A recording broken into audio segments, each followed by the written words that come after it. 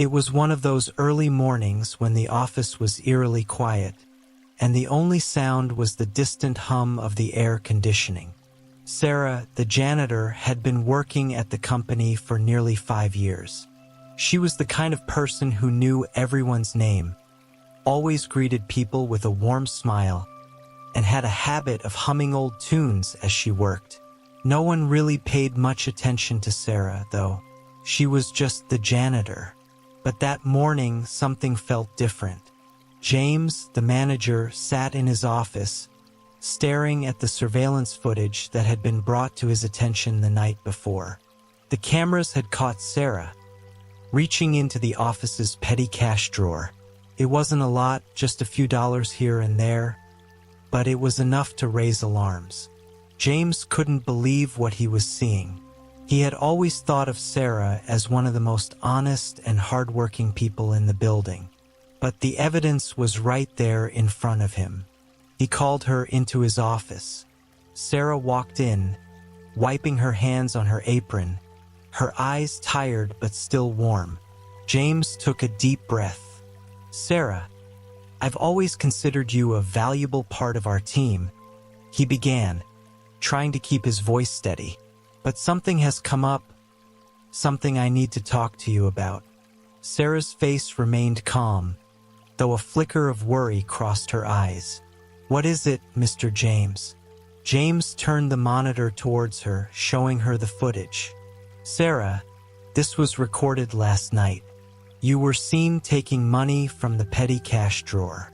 Sarah's eyes widened slightly, and she looked down at the ground, her hands gripping the edges of her apron.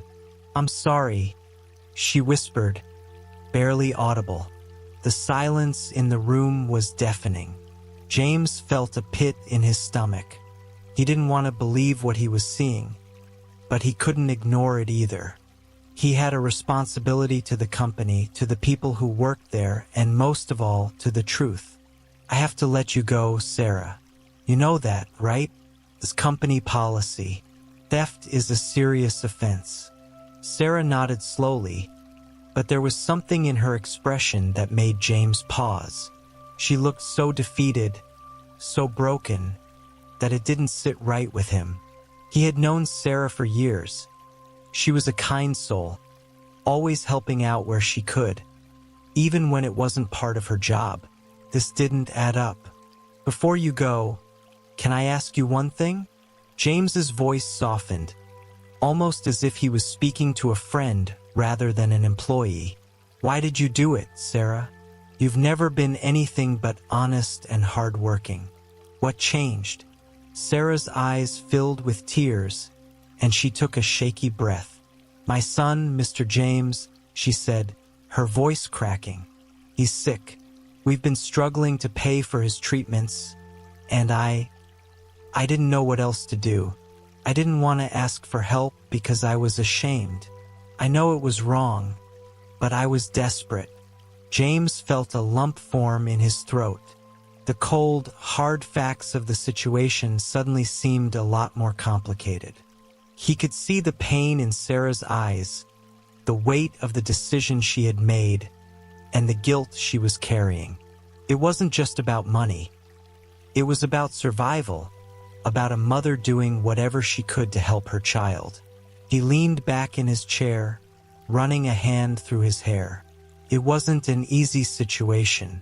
The rules were the rules, but sometimes life threw curveballs that made you question everything you thought you knew. "Look, Sarah," James began, his voice thick with emotion. "I can't ignore what happened, but maybe there's another way to handle this. Maybe we can find a solution that helps your son without costing you your job. Let me talk to HR. We'll figure something out. You shouldn't have to go through this alone." Sarah looked up, her eyes wide with surprise and gratitude. "Thank you, Mr. James. I'm so sorry for what I did. I didn't know what else to do."